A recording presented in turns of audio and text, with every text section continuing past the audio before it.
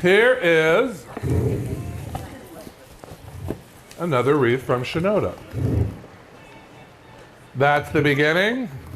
In 3 minutes, I'll have the end. I'm going to take some wire. I'm going to take this reindeer I found, and I'm going to wire it to the front of my wreath. Yes? I thought so. Even after 30 years when I'm designing, I still turn to myself and go, uh-huh. Yeah. I always get a second opinion. And I have a lot of women who work for me. And I always say, women make better designers than men. That's my theory. Why? Because when you're little, you're taught to like patterns and color and pretty things, and we're taught to love mud and football. So I think you get a jump start on design. Because when I'm designing bridal bouquets, I'll turn to my staff, the girls, I'll go, yes? I'll go, well, add a touch of that. And I'm like, oh my God, you're so right. That feminine bone I wasn't born with. So I always think women make actually better floral designers. So I'm going to wire in this. Debbie wanted me to do everything like pre-done. I'm going to be up here for 3 hours. And I'm the fastest. Am I the greatest designer that ever lived? Let's not go there. Stop it. I'll take your prizes back.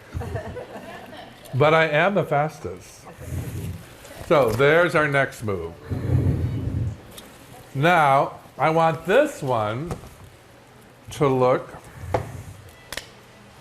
just snipping some of these apart, stripping off the ends. I want this one to look more, this is for my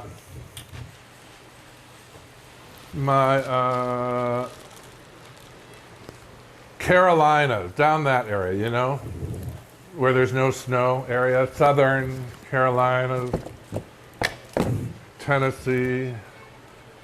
You gotta turn that up, it's not melting.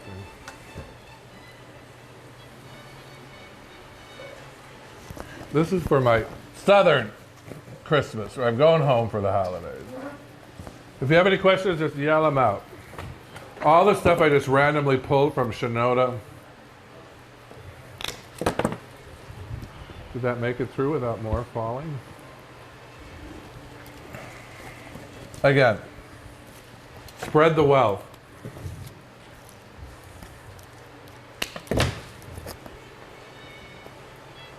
I have some other designs coming up where they won't be laying down. They'll be easier for you to watch me create. But this one I'm just whipping it together, like everything else.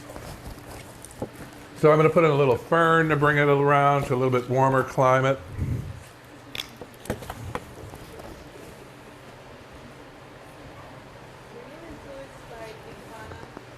Ikebana. Ikebana is a word that is trendy. I know 23 schools of Japanese flower design, how to do them. Ikebana is but one school. People refer to it as all schools. And the school they usually refer to it here in America is the 3 pieces, the sun, man, and the moon. And you stick them in, and then you talk about life. There's nothing to learn. They're what? It's so structural and not mathematical. You can only be so structural and so mathematical with 3 pieces. Is my theory. I've been to Ikebana classes by grand Ikebana masters and I fell asleep. So I think it has its place, but I don't. So here's where we're going. See, it's getting more southern.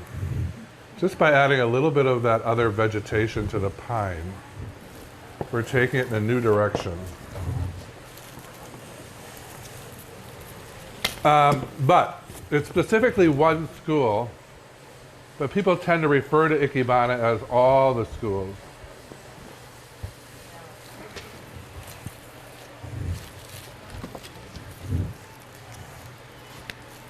Any other questions? Is it time for one of my stories from the road?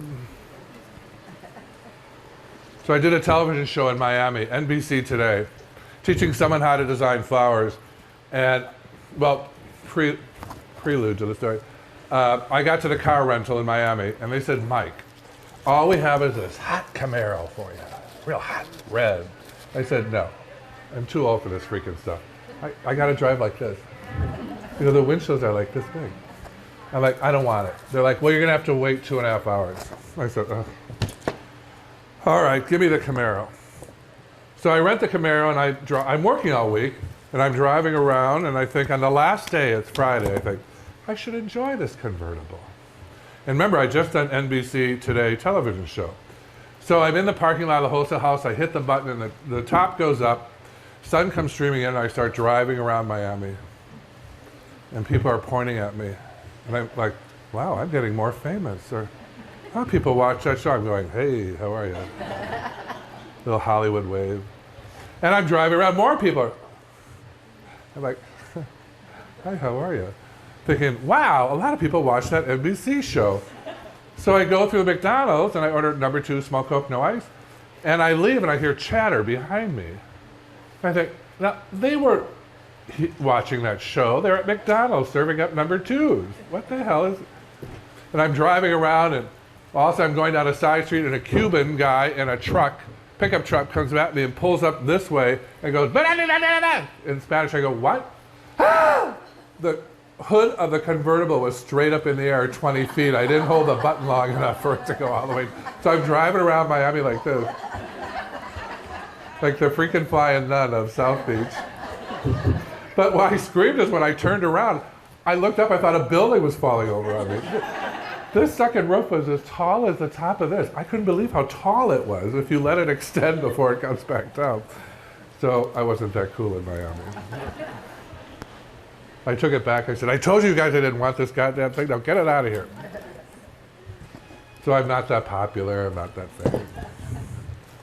For a moment I was. Hold on, almost done.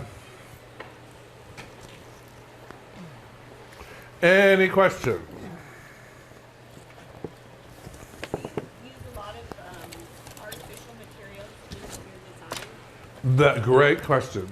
I was going to get to that. Question of the day. How many of you have silk flowers in your house? Yeah, quite a bit. I have a lot of designer friends who make a lot of money designing silk flowers. I've done my share of them, millions of them, but mostly in the 80s and the 90s and the 2000s. So what do I think of silk flowers? I think that for me, I'm not going to have Christmas this year with silk tulips and fake pine in the middle of the table. So I don't use them for that purpose, but I use them for accents around the room, which is I'm going to prove, this is what this show is all about. How to present silk flowers in a new modern way. Instead of them having to be the centerpiece, you use them as decor for holidays and things. So, was that the question? Yeah, I don't use a ton, but here, isn't this much prettier? Take it around, walk it around.